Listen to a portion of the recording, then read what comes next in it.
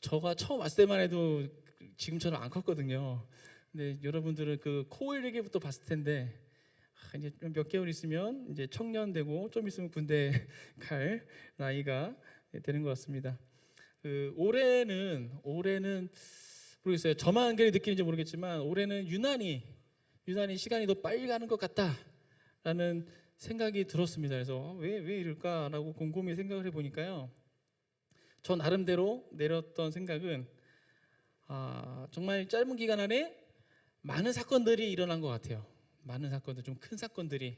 그래서 뭐 우리나라만 해도 전 대통령이 탄핵당하고 또 새로운 대통령이 세워지는 이런 것이 단 몇 개월 사이에 막 일어났잖아요. 그래서 큰 사건들이 막 일어나니까 우리가 시간이 더 훅 지나간 것 같은.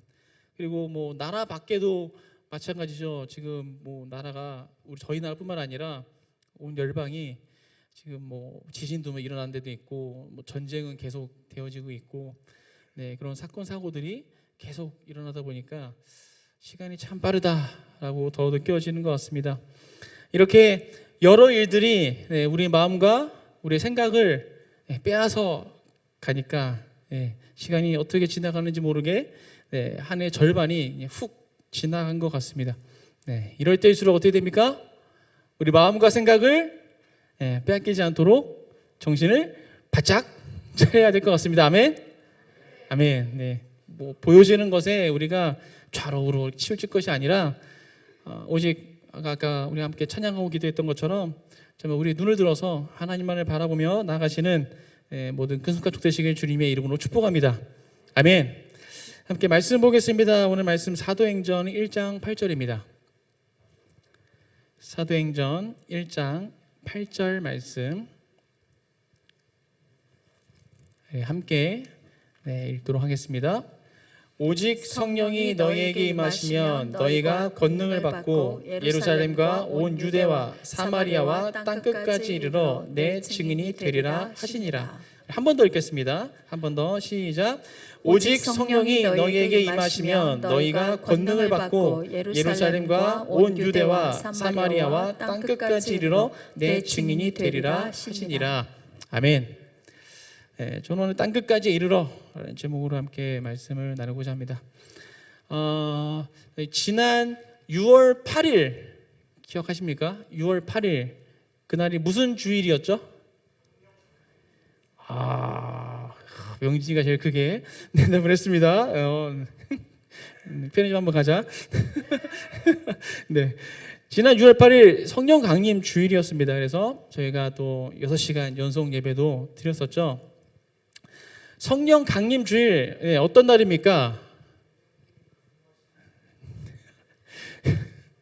청소년 예배 때 저 질문에 똑같이 대답을 했어요. 성령님이 강림하신 날입니다라고. 뭐 다른 시우나 주한이가 그렇게 대답했으면 쫓아가가지고 탁 한 대 때렸을 것 같은데 명진이니까 넘어갔습니다. 그런데 오늘 또 똑같이 대답을 한 거 보니까 표현이 좀 취소해야 될 것 같은. 그날 잘 설명해 줬는데 또 똑같이 성령님이 강림하신 날이라고 대답을 해서 아무튼 뭐 맞는 말이죠. 성령님이 강림하신 날이죠. 예수님께서 부활하시고 승천하셔서 약속하신 대로 이 땅에 성령님을 보내주신 그날, 그날을 기념하는 주일이 성령 강림 주일입니다. 즉 예수님께서 승천하시기 직전에 제자들에게 하셨던 말씀, 오늘 본문 말씀이죠. 그 약속의 말씀이 실제로 이루어진 것, 예수님께서 올라가시기 전에 하셨던 그 말씀이 실제로 이루어진 그것을 기념하는 것이 바로 성령 강림 주일입니다. 왜 이날을 이 절기로까지 지정해서 우리가 매해 이것을 기념하고 있는 것일까요? 우리가 왜 매해 이 성령 강림 주일을 기념하고 있을까요? 특별히 우리 큰숙교회는 성령 강림 주일을 기념해서 6시간 또 연속 예배를 또 드리고 있습니다. 왜 그렇게 매해마다 그것을 기념하고 있을까요? 왜 그렇습니까? 네, 그날을 잊지 않고 기억하기 위해서겠죠. 네. 요즘같이 막 정신없이 막 세월이 흐르는 이 시대에 만약에 이렇게 지정해 두지 않았다면, 이 날로 딱 지정해서 우리가 기념하고 있지 않았다면 아마 대부분 성령 강림주일이 언제인지 모르고 그냥 지나치고 있었을 것 같아요. 딱 지나고 나서 맞다, 그때 그거였지 라고 그냥 지나치게 되는 일들이 많았을 것 같습니다. 자기 생일도 잊고 지나가시는 경우도 있으시죠? 없으신가요? 제 어머니는 가끔 그러시더라고요. 그래서 저희들이 막 이렇게 자녀들이 생일 축하드립니다 하면 오늘 내 생일이냐? 그래서 모르고 있었다 이렇게 말씀하시는데, 본인 생일도 막 잊고 지나가는데 성령 강림주의를 꼬박꼬박 챙기기는 쉽지 않겠죠. 이렇게 절기로 지정해서 그것을 기념하기 때문에 우리가 잊지 않고 그것을 기억할 수 있을 것 같습니다. 그렇다면 우리가 왜 이 성령 강림절을 잊지 말고 기억해야 할까요? 왜 잊지 말고 기억해야 됩니까?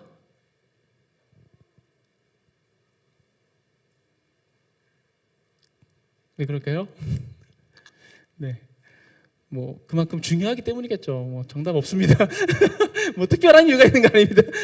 그만큼 중요하니까 기념일을 정해놓고 그 매해마다 그것을 기념하고 있지 않을까라는 단순한 생각을 해봤습니다.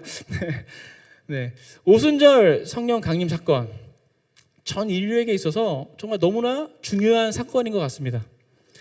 오순절 성령 강림 이후에 어떠한 일이 일어났습니까? 어떠한 일이 일어났죠? 성령 강림 이후에 여러 가지 일들이 있었지만 크게 꼽자면 교회가 시작됐죠. 초대교회가 세워졌습니다. 뭐 교회가 세워졌다고 해서 어디 땅 사가지고 그 제자들이 건물 짓고 그런 거 아니죠. 여기서 말하는 교회가 무엇입니까? 에클레시아에서 예수 그리스도를 구주로 고백하는 성도들의 그 모임, 정말 그들이 모여서 예배하고 기도하고 했다라는 것입니다.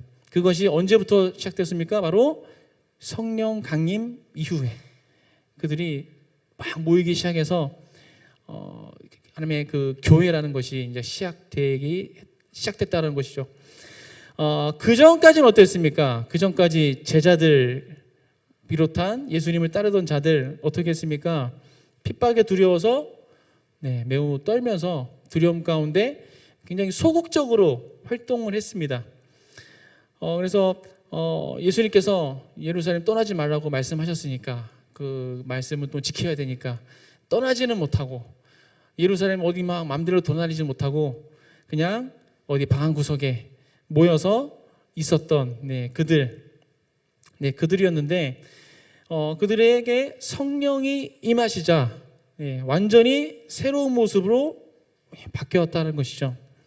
그리스도의 몸인 교회에 하나님의 영을 불어넣어 주시자 교회가 생명력 있게 활동하기 시작했다라는 것입니다. 그 결과 복음이 정말 폭발적으로 전파되기 시작되었죠.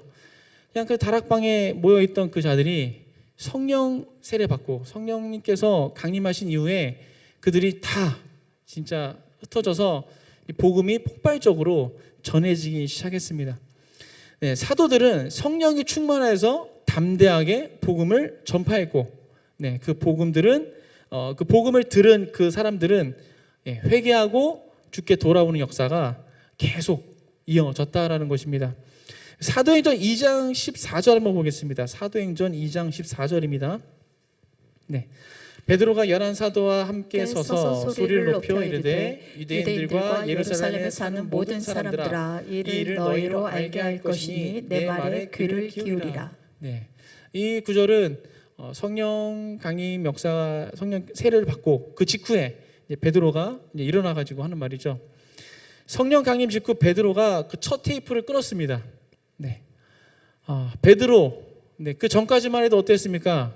물론 좀 다혈질적인 성품을 가지고 있어서 뭔 일이 있으면 막 항상 앞장서고 생각 없이 먼저 행동하고 막 이런 좀 그런 모습들이 있었지만 네, 예수님이 잡히셨을 때, 네, 그 옆에서 한패로 몰려서 같이 잡힐까봐 두려워서 예수님을 3번이나 부인하고 저주했던 그런 베드로였습니다.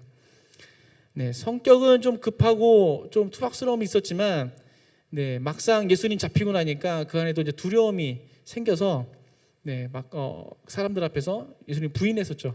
그랬던 베드로가 먼저 일어나서, 네, 누가 시킨 것도 아닌데 먼저 일어나서, 네, 요엘서와 시편을 인용하면서 우리가 죽인 그 예수님이 그리스도임을 증거합니다.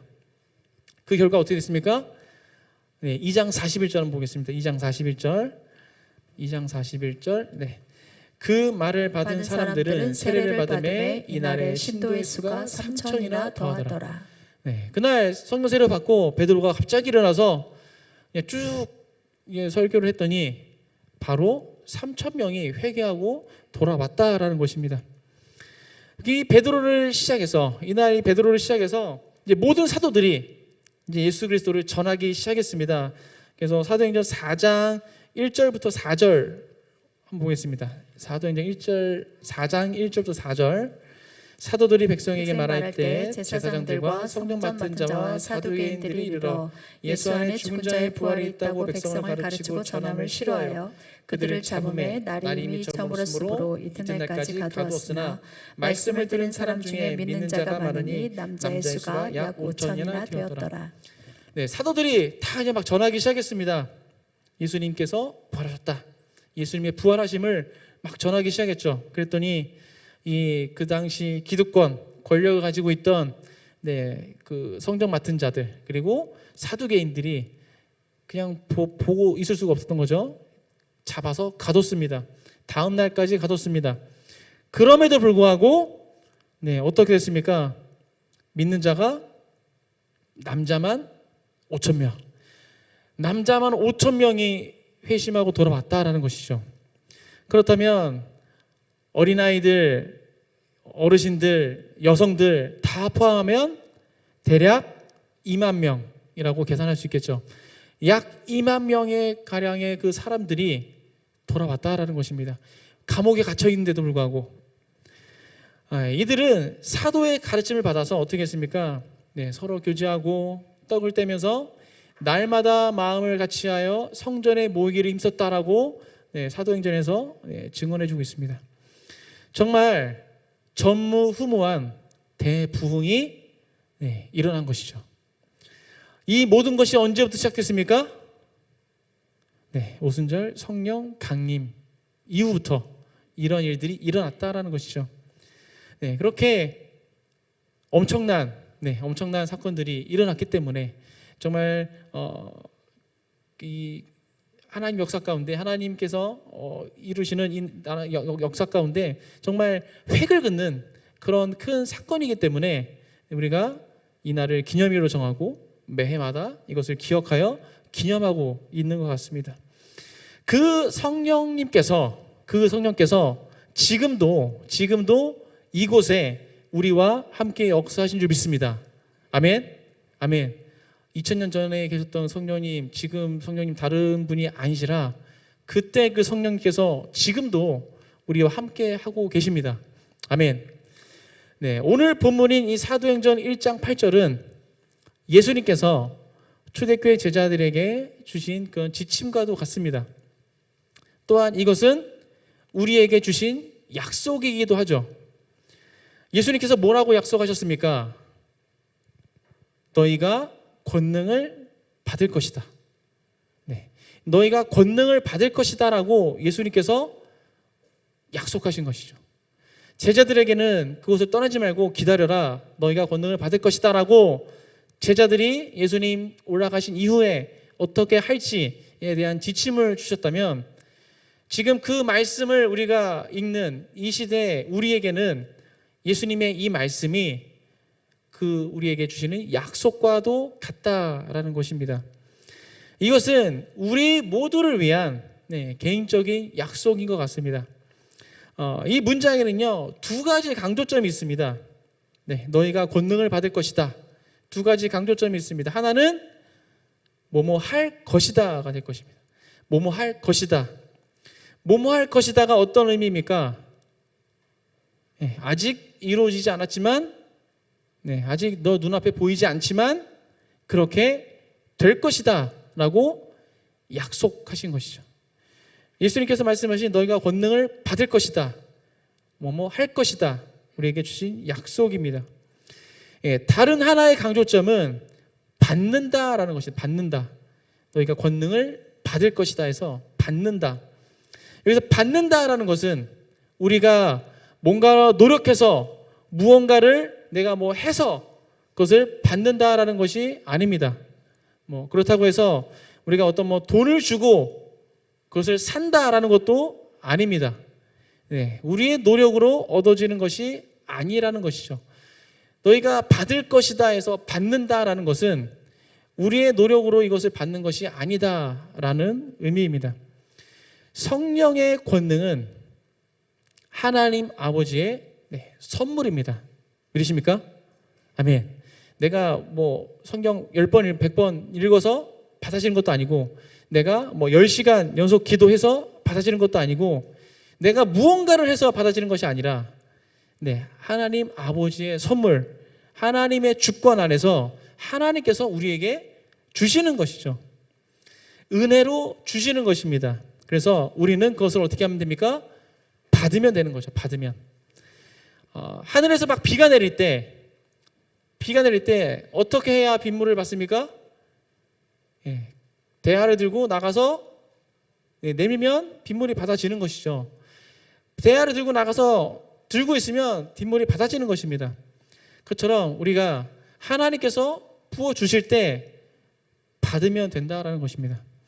왜 그렇습니까? 예수님께서 너희가 권능을 받을 것이다 라고 약속하셨기 때문입니다. 약속하셨기 때문에. 여기에는 뭐 다른 이유가 없는 것이죠. 우리가 그냥 받으면 되는 거죠. 뭐 다른 이유 붙일 것이 없습니다. 그런데 오늘 말씀에 여기에 한 가지 조건이 붙어 있습니다. 무슨 조건이 붙어 있습니까? 언제 권능을 받는다라고 말씀하셨습니까? 성령이 임하시면. 한 가지 조건은 그거 하나밖에 없어요. 성령이 임하시면 우리가 권능을 받는다라고, 단 한 가지, 성령이 임하시면입니다. 비가 내려야 빗물을 받을 수 있는 것처럼 성령이 임하셔야 우리가 그것을 받을 수 있는 것입니다. 즉 성령님이 우리 위에 오시면 우리가 권능을 받습니다. 내가 똑똑해서 받는 것도 아니고, 내가 잘나서 받는 것도 아니고, 내가 신앙생활 30년, 40년에서 받는 것도 아니고, 성령님이 임하시면 받는 것이죠. 여기서 우리가 정리가 하고 넘어가야 할 것이 좀 있는 것 같습니다. 신앙의 연차가 있으신 분들은 약간의 이제 혼동이 좀 오셨을 수도 있어요. 우리가 예수 그리스도를 구주로 영접할 때 어떠한 일이 일어난다고 우리가 배웠습니까?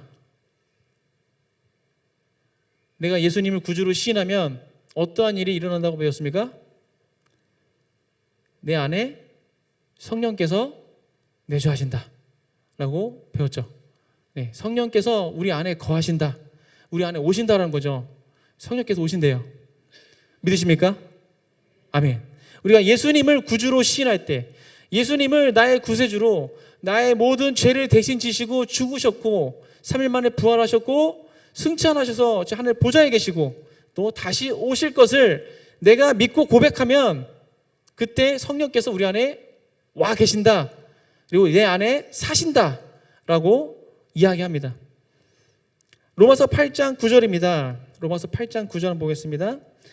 만일 너희 속에 하나님의 영이 거하시면 너희가 육신에 있지 아니하고 영에 있나니 누구든지 그리스도의 영이 없으면 그리스도의 사람이 아니라. 누구든지 그리스도의 영이 없으면, 성령이죠. 성령이 없으면 그리스도의 사람이 아니다라고 말합니다. 반대로 이야기하면 누구든지 그리스도의 사람이라면 그 안에 뭐가 있습니까? 그리스도의 영, 즉 성령이 거하신다라는 것이죠. 이곳에 계신 모든 분들이 예수님을 구주로 시인하신 줄 믿습니다. 아멘. 그렇다면 우리 모두에게는 성령께서 거하시는 줄 믿습니다. 아멘. 예수 그리스도를 구주로 영접한 우리 모두에게 이미 성령께서 내주하고 계십니다. 아멘. 성령께서 내 안에 계시기에 우리가 기쁨으로 아멘할 수 있습니다. 그런데 동시에 지금 혼동이 생기기 시작할 수도 있어요. 이미 우리 안에 계시다고 했는데 오늘 본문 말씀 우리가 어떻게 읽어야 되나? 네? 성령이 임하셔야 권능을 받는다고 얘기하는데 오늘 본문을 어떻게 해석해야 될까? 이미 와 계시는데 성령이 임해야 권능을 받는다. 나는 예수 그리스도를 영접했으니까 내 안에 성령께서 계신 것이고, 그렇다면 나는 더 이상 성령이 임하시길 구할 필요가 없는 건가? 라는 생각이 들 수도 있어요. 성령이 임하시면 권능을 받는다고 했는데 내 안에 이미 성령께서 내주하시니까 나는 이미 권능을 받았나? 라고 질문할 수 있습니다. 그러면 동시에 그런데 왜 내 삶엔 사도들에게 일어났던 그런 기적들이 안 일어날까? 라는 의문이 또 같이 또 찾아옵니다. 믿지 않는 남편과 자녀들에게 예수의 이름으로 회개하고 돌아오라고 이렇게 막 외치면서 했는데, 예수님을 전했는데, 그러면 그들의 마음이 찔려서 우리가 어찌할꼬 하면서 회심해야 되는 거 아닌가? 근데 왜 안 그러지? 네, 생각에 꼬리에 꼬리를 물고 계속 의문이 끊어지지 않을 것입니다. 사실 이것은 우리가 논리적으로 공식화한다는 것 자체가 좀 말이 안 되죠. 우리가 인간들이, 신학자들이 성경을 우리가 이해하기 쉽도록 막 정리를 해 놓습니다. 그런데 하나님의 말씀 전부를 그렇게 논리적으로 공식화해서 정리한다는 것 자체가 좀 말이 안 되는 부분이기도 합니다. 이것이 좀 그런 것 같아요. 하나님의 역사를 어떻게 인간의 지혜와 지식으로 정의 내릴 수 있겠습니까? 하지만 분명한 것은 모든 은사의 주인 되시고 또 권능의 주체이신 성령께서 이미 내 안에 계시기 때문에 나를 통해서 역사하실 수 있다라는 것입니다. 믿습니까? 아멘. 네. 요한복음 20장 22절 보겠습니다. 요한복음 20장 22절. 이 말씀을 하시고 그들을 향하사 숨을 내쉬며 이르시되 성령을 받으라. 네, 예수님께서 승천하시기 전에 부활하셔서 제자들과 함께 계실 때 제자들에게 하셨던 말씀입니다. 네, 오늘 본문 말씀을 하시기도 전에 이 말씀을 하셨던 거죠. 제자들을 향해서 숨을 내쉬면서 이르시되 성령을 받으라. 마치 창세기에 하나님께서 아담을 지으시고 그 생기를 불어넣으시듯이 예수님께서 제자들에게 숨을 내쉬면서 성령을 받으라라고 말씀하셨습니다. 제자들 안에 이미 성령이 거하고 계신 거죠. 예수님께서 성령을 받으라 숨을 내쉬면서 말씀하셨습니다. 그런데 예수님께서는 더 시간이 지난 후에 승천하시기 직전에 예루살렘을 떠나지 말고 아버지께서 약속하신 것을 기다리라고 말씀하시면서 몇 날이 못 되어 성령으로 세례를 받을 것이다 라고 말씀하십니다. 점점 더 혼동스러워집니다. 이미 제자들 향해서 성령을 받으라 라고 숨을 내쉬면서 말씀하셨는데 좀 지나서 승천하시기 전에 예루살렘 떠나지 말고 약속한 것을 기다려라, 몇 날이 못 되어 성령으로 세례를 받을 것이다 라고 말씀하셨다라는 것이죠. 예수님께서 제자들에게 숨을 내쉬면서 성령을 받으라 라고 말씀하신 것을 깜빡 잊으신 걸까요? 아 맞다, 그때 말했었지, 내가 불어넣어줬지, 잊으신 걸까요? 절대 그러지 않으시겠죠. 예전에 제가 섬겼던 선교단체에 이제 외국 강사님들이 자주 오셨는데요. 그분 중에 한 분이 이것에 대해서 이렇게 말씀하셨습니다. 성령님이 우리 안에 거하시는 것, 그리고 성령님이 우리 위에 임하시는 것, 이 두 가지가 다르다라고 말씀하시더라고요. 성령님이 우리 안에 거하시는 것, 우리와 함께 하시고 늘 우리 안에 거하시고 우리 안에 사시는 것, 이것과 성령님이 우리 안에 임하시는, 우리 위에 임하시는 것, 이것을 구분해서 말씀하시더라고요. 먼저 성령님이 우리 안에 거하시는 것, 이것은 우리 자신을 위함이다라고 말씀하십니다. 우리 자신을 위한 것이다. 우리 안에 거하시면서 내가 예수님을 구주로 고백했을 때, 예수님을 나의 구세주로 영접했을 때, 그때 성령께서 우리 안에 거하시면서 우리 안에 오셔서 우리와 함께 계시면서 보혜자로서 또 우리를 격려해 주시고 우리를 위로해 주시고 변호해 주시고 우리를 상담해 주시고 하시면서 우리를 위해서 함께 계시다라는 것이죠. 그리고 우리 안에, 우리의 삶 가운데 성령의 열매가 맺어지도록 우리를 계속해서 이끌어 주신다라는 것입니다. 우리 안에 계시는 성령께서, 우리 안에 계시는 이유는 우리를 이끌어 주시기 위해서. 그래서 우리의 신앙이 성장하게 되고 우리가 더 성숙하게 되고 우리의 믿음이 견고하게 서게 된다라는 것이죠. 우리가 예수 그리스도를 구주로 영접하는 그 순간 성령님은 우리 안에 들어오셔서 거하시면서 이렇게 사역하십니다. 우리가 그리스도의 장성한 분량이 충만한 데까지 이르도록 우리 가운데 일하고 계시다라는 것이죠.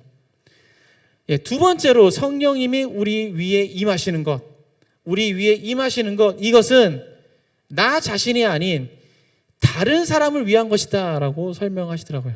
다른 사람을 위한 것이다.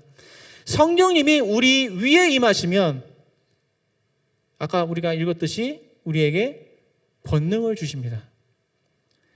성령의 은사를 일으켜 주시는 것이죠. 사도행전 1장 8절 말씀대로 성령님이 임하시면 권능을 받는 것입니다. 그러면 어떻게 됩니까?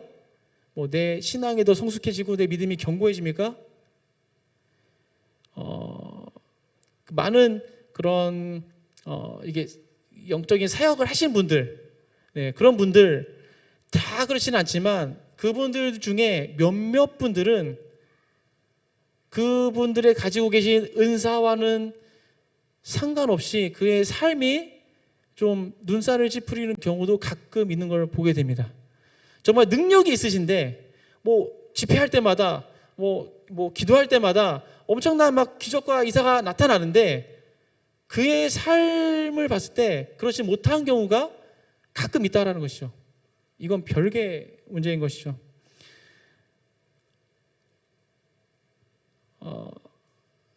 성령이 우리 위에 임하실 때 우리의 신앙이 성숙해지고 우리가 성장하는 것이 아니라 결과적으로 볼 때는 그렇게 되어질 수도 있을 것 같습니다. 결과적으로 그것이 따라오겠지만 이것이 포인트가 아닌 것이죠. 성령이 우리 위에 임하시고 우리가 권능을 받으면 우리가 어떻게 됩니까? 오늘 말씀에 나와 있듯이 예수 그리스도의 증인이 되는 것입니다. 예루살렘과 온 유대와 사마리아와 땅끝까지 이르러 증인의 삶을 살 수 있게 된다는 것이죠. 성령께서 우리 위에 임하실 때 우리가 권능을 받음으로써 그렇게 할 수 있다는 것입니다. 그리스도를 위해서 우리가 열방을 향해 나아가도록 우리가 다른 사람들을 위해서 그 권능, 하나님께서 허락하신 그 권능, 성령의 능력, 이것을 사용하도록, 그것을 사역할 수 있도록 한다라는 것입니다. 제자들이 다락방에 모여서 기도하고 있었을 때 강한 바람이 그 안을 가득 채웠습니다. 그들이 다른 언어로 막 말하기 시작했고 그들 안에 담대함이 생겨서 베드로를 시작해서 그들이 그리스도를 증거하기 시작했다는 것이죠. 그 결과 수천 명의 사람들이 구원을 받았습니다. 마가복음 16장 15절부터 18절까지 한번 보겠습니다. 마가복음 16장 15절부터 18절입니다. 또 이르시되 너희는 온 천하에 다니며 만민에게 복음을 전파하라. 믿고 세례를 받는 사람은 구원을 얻을 것이요 믿지 않는 사람은 정죄를 받으리라. 믿는 사람에게는 이런 표적이 따르리니 곧 그들이 내 이름으로 귀신을 쫓아내며 새 방언을 말하며 뱀을 집어버리며 무슨 독을 마실지라도 해를 받지 아니하며 병든 사람에게 손을 얹은즉 나으리라 하시더라. 제자들이 예수님 말씀대로 복음을 전파했더니 어떤 일이 일어났습니까? 사람들이 자유케 됩니다. 묶여있던 자들이 자유케 됩니다. 그리고 병들었던 자들이 치유되는 역사, 그런 기사와 이적들이 일어나게 됐다라는 것이죠. 제자들은 성령 세례를 받고 권능을 받았습니다. 그리고 놀라운 사역들을 해 나아갔습니다. 제자들에게 임하셨던 그 성령께서 우리에게도 임하신 줄 믿습니다. 아멘. 동일하신 영이시죠. 우리 가운데도 임하셨습니다. 이게 무슨 뜻입니까? 성령의 임하심으로 우리도 권능을 받았다는 것입니다. 아멘. 아멘. 네. 예루살렘과 온 유대와 사마리아와 땅끝까지 이르러 예수님의 증인이 되어야 한다라는 것이죠. 그렇다면 우리 모두가 비행기를 타고 이스라엘로 가서 예루살렘을 시작해서 땅끝까지 복음을 전해야 된다라는 것일까요? 네, 물론 그렇게 특별한 부르심을 받으신 분들이 계시죠. 네, 그분들은 선교사로 파송을 받으셔서 그렇게 사역하고 계십니다. 그렇다면 그런 특별한 부르심이 없는 우리들은 어떻게 해야 되는 걸까요? 예루살렘, 온 유대, 사마리아, 땅끝. 이것은 우리는 이것을 문자 그대로가 아닌 이것을 비유적으로 해석해서 우리 삶 가운데 적용할 수 있을 것입니다. 예루살렘 어떤 곳입니까? 제자들이 머물렀던 도시죠. 제자들에게 가장 가까운 곳입니다. 그렇다면 나와 가장 가까운 곳, 나와 가장 가까운 곳이 어디입니까? 가장 가까운 곳은 가정이 있겠죠. 직장도 있을 것이고, 학교, 교회 등등 나라와 가장 가까운 곳 예루살렘입니다. 온 유대, 예루살렘을 포함해서 그 넓은 지역을 이야기합니다. 유대 민족 전체, 유대인들에게 말했으니까 유대 민족 전체, 나와 같은 배경을 가진 사람들이 될 것입니다. 나와 같은 배경을 가진 사람들. 어떠한 사람들이 나와 같은 배경을 가지고 계십니까? 부산 사람들 되겠죠. 또 경상남도까지 아우를 수 있습니다. 아니면 학교 동문, 같은 학교 나오신 사람들. 그렇다면 사마리아 어떻습니까? 사마리아 어떤 땅입니까? 유대인들이 굉장히 멸시하던 그런 이방 혼혈 민족이 지내고 있던 그런 지역입니다. 나에게 좀 불편하거나 껄끄러운 사람들, 아니면 내가 좀 낮게 보는, 좀 멸시하는, 그러면 안 되겠지만 그런 사람들, 또는 안티크리스천 되지 않을까 싶습니다. 땅끝 어디입니까? 땅끝. 그 당시 땅끝이라면 그 사람들이 알고 있던 범위 내에서 가장 끝에가 땅끝이겠죠. 모든 이방 지역이 땅끝이 될 것 같습니다. 온 열방을 향한 선교를 말하는 것이겠죠. 성령의 임하심으로 권능을 받은 우리는 내 가정에서부터 온 열방까지 예수 그리스도를 증거하는 삶을 살아야 될 줄 믿습니다. 아멘. 아멘. 예수 그리스도를 증거한다. 이것이 무엇입니까? 성령이 임하셔서 우리가 권능을 받은 자로서 땅끝까지 예수님의 그 증인으로서 살아야 되는데, 예수님을 증거한다. 이것은 무엇입니까? 어떻게 해야 예수님을 증거할 수 있습니까? 원초적으로는 직접 복음을 제시하는 것이 있겠죠. 직접 예수님께서 우리를 위해 죽으셨어, 예수님께서 그리고 부활하셨어 등등등 해서 예수님의 그 복음을 전하는 것이 있겠죠. 예수님을 모르는 자들에게 예수님이 누구시며 왜 이 땅에 오셨고 죽으시고 부활하셔서 하늘 보좌에 계시고 그리고 다시 오실 것에 대해서 알려주는 것, 이것이 있을 것입니다. 바로 이 진리를 선포하는 것이죠. 하지만 이 세상 사람들, 세상의 가치관으로 살아가고 있는 이 자들에게 이 진리가 진리로 다가오지 않을 것입니다. 그렇겠죠. 고린도전서 1장 18절에 이런 말씀이 있습니다. 십자가의 도가 멸망하는 자들에게는 미련한 것이요 구원을 받은 우리에게는 하나님의 능력이라. 이 그리스도의 복음이 우리에게 능력이 되겠지만 이 멸망하는 자들, 하나님을 모르는 자들, 세상 사람들, 세상의 가치관으로 살아가는 자들, 이들에게는 이 복음의 진리가 미련한 것으로 받아들여진다라는 것입니다. 그리스도의 복음, 이 진리는 세상 사람들에게는 미련한 것으로 받아들여질 것입니다. 그런 경험 있으시죠? 남편한테 예수님을 전했는데 헛소리 하지 말라라고 이렇게 다시 돌아오고, 자녀들에게 교회 가자, 예수님 믿자라고 이야기했더니 자녀들이 어떻게 합니까?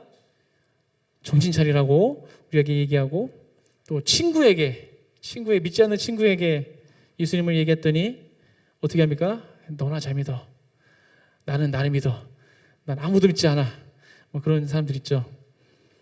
그러면 우리가 여기서 포기해야 됩니까? 전했는데 안 먹힙니다. 포기해야 될까요? 아니죠. 성령님을 구하면서 끝까지 전해야 될 것입니다. 성령님을 구하면서 끝까지 전해야 된다는 것이죠. 고린도전서 12장 3절 하반절에요, 이런 말씀이 있습니다. 성령으로 아니하고는 누구든지 예수를 주라 할 수 없느니라. 성령님이 역사하지 않으시면 아무리 내가 막 과학적인 근거를 가지고 와서 다 제시한다 하더라도 그 사람이 믿지 않습니다. 이게 믿고 싶어서 믿어지는 것도 아니고 믿기 싫어서 안 믿는 것도 아닌 것이죠. 성령께서 역사하실 때 그 안에 믿음이 주어지고 예수님을 구주로 시인할 수 있다는 것입니다. 성령께서 임하셔서 권능으로 역사하셔야 하는 것이죠. 거절당했다고 포기하지 마시고 성령이 임하시길 구하시며 계속 전하시길 주님의 이름으로 축복합니다. 아멘. 그리고 직접적인 복음 제시가 어렵다면, 예수님의 예죄도 못 끝내게 한다 그런다면 내 삶에 예수님께서 어떻게 역사하셨는지를 이야기하는 거죠.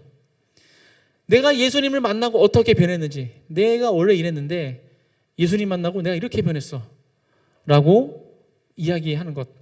또 내가 이렇게 힘들고 어려울 때 이런 상황에 있었는데 내가 정말 너무 힘들고 어려운 상황이었는데 나는 이러이러해서 난 웃을 수 있어 라고 이야기하는 것. 진짜 절망 가운데 정말 바닥을 치고 있지만 그럼에도 불구하고 내가 포기하지 않고 다시 일어설 수 있는 이유, 그것이 예수 그리스도임을 우리가 이야기할 수 있다라는 것입니다. 그렇게 이야기한 그 이야기, 나의 이야기, 그 이야기가 누군가에게는 한 줄기의 빛으로 비춰질 수 있는 것이죠. 내가 겪었던 그 어려움 다른 사람이 겪을 수도 있는 거잖아요. 그런데 똑같은 어려움을 겪고 있는데 나는 죽을 것 같은데 저 사람은 웃어, 저 사람은 다시 일어나. 도대체 뭐가 그렇게 할 수 있을까? 라고 의문을 가지고 그 마음이 열릴 수 있다라는 것입니다. 성령의 임하심으로 권능을 받은 우리는 땅끝까지 이르러 예수 그리스도를 증거하는 삶을 살아야 됩니다. 아멘. 아멘. 이번 여름에 어린이 교회와 청소년 교회가 연합해서 일본으로 단기 선교를 가려고 준비하고 있습니다. 저희가 왜 단기 선교를 가는 것입니까? 우리 다음 세대가 왜 단기 선교를 갈까요? 왜 갈까요, 저희가? 여름방학이니까 시간 많아서 갈까요? 네. 요즘 학생들 여름 뭐 방학 학기 중 구분 없습니다. 방학에도 학원 계속 가요. 그래서 지금 가기로 결단한 친구들 중에 그 마음 가운데 좀 걱정하는 부분들이 없지 않아 있습니다. 왜냐하면 그 기간 동안 학원을 못 가면 자기는 진도를 못 나가고 그만큼 다른 아이보다 도태되고 뭐 이런 그런 두려움 때문에 그럼에도 불구하고 결단하고 가기로 결심했어요. 네, 우리가 뭐 시간 많아서 가는 거 아닙니다. 네, 그걸 왜 갈까요? 왜 단기 선교로 갈까요? 작년에는 안 갔으니까 올해는 가야지. 뭐 이런 걸까요? 네. 교회적으로도 그렇고 뭐 노회에서도 그렇고 다음 세대가 단기 선교 안 갔다고 뭐라고 하지 않습니다. 네, 니들 왜 안 가? 뭐 벌금 내 이러지 않습니다. 왜 갈까요? 네, 뭐 아니면 뭐 이럴 때 아니면 언제 해외 나가겠냐? 뭐 이래서 갈까요? 네. 저 어렸을 때는 좀 그런 게 없지 않아 있었어요. 저 어렸을 때는 네, 교회에서 가는 거 아니면은 뭐 나갈 기회가 별로 없었습니다. 근데 지금은 그렇지 않죠.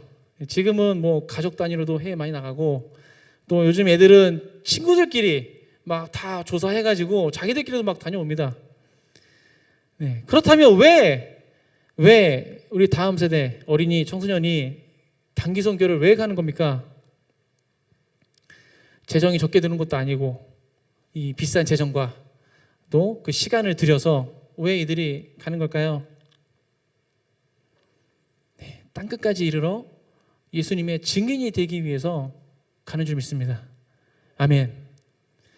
네, 이번 단기 선교 팀을 위해서 계속 중보해 주시기 부탁드립니다. 네, 정말 기도해 주셔서 너무나 감사하게도 이번 단기 선교에 어린이 교회는 전원 참석, 그리고 청소년 교회도 3명 빼고 다 가기로 결단을 했습니다. 네. 그래서 지금 매 주일 예배 끝나고 오후에 모여서 같이 기도하고 또 가서 할 것들 같이 훈련 받고 그런 시간을 갖고 있고 또 이제 선교 가기 한 주 전, 한 주 동안은 또 같이 자체 수련회 하면서 계속 이제 기도하고 말씀 보고 또 가서 할 것들 또 훈련하고 하는 시간을 가지려고 합니다. 그래서 이번에 저희가 일본을 가게 되면 그 가는 지역이 그 지바현, 뭐 치바현이라고 얘기하는데 지바현. 그래서 위치가 도쿄 바로 옆에 있습니다. 도쿄 바로 옆에 있는데요. 그곳에 가서 일본 교회, 일본인 교회, 한인 교회 말고 일본인 교회를 컨택해서 그 교회와 연합해서 전도 집회를 하려고 지금 선교사님하고 얘기하고 있어요. 그래서 요즘 그 한국 드라마, 뭐 한국 뭐 K-팝, 뭐 한국 음식, K-푸드 해가지고 좀 뭐 세계적으로 조금씩 막 이렇게 뭐 이슈화되고 있잖아요. 일본도 마찬가지라고 합니다. 한국에 대한 이미지가 뭐 이렇게 좀 호감들이 있나 봐요. 한국 사람들에 대해서, 한국 문화에 대해서. 그래서 저희가 이제 가서 그 일본 교회에 가서 또 전도 집회를 한국에서 팀이 왔다 해가지고 저희가 또 여러 공연들 준비해가지고 공연들도 하고 보여드리고 또 이제 복음 메시지 같이 전하고 또 한국 음식 같이 만들어서 또 먹고 하는 시간을 가지려고 합니다. 그래서 그 모든 시간 가운데 정말 성령께서 그 모든 인원들 한 사람도 빠짐없이 다 성령께서 임하셔서 성령의 권능으로 우리를 통하여서 구원의 역사가 일어날 수 있도록 중보해 주시길 부탁드립니다. 아멘. 사실 일본이라는 나라가 그런 별명이 있잖아요. 선교지의 무덤이다. 10년을 사역을 해도 한 영혼이 돌아올까 말까 하는 뭐 그런 굉장히 어려운 불모지와 같은 곳인데 저희 팀이 갔다고 해서 막 갑자기 막 회심하고 돌아오고 그럼 너무 좋겠죠. 네, 그렇지만 그렇지 않다 하더라도 단 한 영혼이라도 어린아이 한 명이라도 주님께 돌아오는 역사가 있기를 같이 기도해 주시면 좋겠어요. 그리고 가서 저희가 했던 그 모든 것들이 심겨져서 좀 하나님의 때에 추수가 되어지는 역사가 있기를 같이 기도해 주시면 감사하겠습니다. 한 가지 더 당부하고 싶은 것은 저희가 일본으로 가다 보니까 이 태국 갈 때하고는 좀 느낌이 좀 다릅니다. 그래서 태국에서는 쌀국수 한 그릇에 1,000원인데 일본에서는 우동 한 그릇에 10,000원이 넘어요. 느낌 많이 달라요 지금. 그래서 재정을 위해서 같이 중보해 주시기 부탁드립니다. 그래서 저희가 또 어쨌든 할 수 있는 최대한을 하기 위해서 매 주일마다 후원 카페 하고 있고 또 아이들이 막 이렇게 막 다니면서 이렇게 하고 있잖아요. 그리고 이제 또 7월 한 달 동안에는 또 이제 그 아름다운 가게처럼 상설 바자회에서 한 달 동안 매주일 또 하려고 하고 준비하고 있는데요. 주일날 많이 사 먹어 주시고요. 밥 먹어서 배부르다고 안 사 드시지 말고 싸가셔서 드시고 그리고 바자회 물품 계속 받고 있습니다. 그래서 좀 말짱하더라도 이번 기회에 TV 한번 바꾸시고 뭐 냉장고 요즘 좋은 거 많이 나왔는데 냉장고 한번 바꾸시고 집에 안 쓰시는 물건들 버릴 물건 말고 안 쓰시는 물건들 주시면 저희가 좀 좋은 물건은 우리가 또 이번에 경매하려고 해요. 그래서 바자회 준비하고 있으니까요. 많이 관심 가져주시고 또 바자회 할 때 많이 구매해 주시면 감사하겠습니다. 말씀을 정리하겠습니다. 3주 전쯤에 우리는 성령 강림절을 기념하면서 6시간 동안 예배를 드렸습니다. 성령의 임재가 너무나 충만한 너무나 정말 감사한 그런 시간이었습니다. 하지만 예배팀 나오시면 될 것 같아요. 하지만 그 성령의 임재가 그냥 6시간 예배 드리고 나서 너무 좋았다 라고 내 기분 좋은 것으로 끝나버린다면 절대 그러면 안 될 것 같아요. 성령의 내주하심은 내가 그리스도의 장성한 분량이 충만한 데까지 이르기 위해서지만 성령의 임하심은 내가 아닌 남을 위한 것입니다. 성령이 임하시면 권능을 받습니다. 이것은 예수님의 약속이며 이미 성취되었습니다. 예수 그리스도를 주님으로 고백함으로써 우리 안에 계시는 성령께서 권능으로 우리 위에 임하시는 것이죠. 주님께서 주신 권능으로 예루살렘과 온 유대와 사마리아와 땅끝까지 이르러 예수님의 증인이 되시길 주님의 이름으로 축복합니다. 혹시 예루살렘에만 머물러 계십니까? 온 유대로 나아가시길 축복합니다. 내 가정만 하나님 믿으면 이러지 않으실 줄 믿습니다. 내 가정은 아니지만 나와 같은 동네에 살고 있는 사람들, 나와 같은 도시에 살고 있는 사람들, 그 영혼들을 바라보시며 긍휼한 마음으로 주님의 복음을 전하시길 축복합니다. 그리고 사마리아까지도 나아가시고 정말 꼴보기 싫은 그 사람, 정말 완전 망했으면 좋겠는 사람, 말 섞기도 싫은 그 사람, 그렇지만 그 사람 역시도 하나님께서는 그 영혼을 사랑하고 그 영혼이 돌아오기를 기다리고 계시다라는 것이죠. 또한 우리가 땅끝까지 나아가시길 축복합니다. 기회가 되신다면 열방으로 나아가셔서 복음을, 예수님을 증거하시길 바랍니다. 상황이 되지 않으신다면 내가 또 보내는 선교사로서 나아가는 자들, 선교사님들, 선교팀들, 그들을 지원하고 중보함으로써 우리가 또 함께 할 수 있는 것이죠. 그래서 우리 모두가 주님 다시 오시는 그날까지 예루살렘부터 땅끝까지 이르러 예수님을 증거하는 모든 큰 숲가족 되시길 주님의 이름으로 축복합니다. 함께 기도하겠습니다.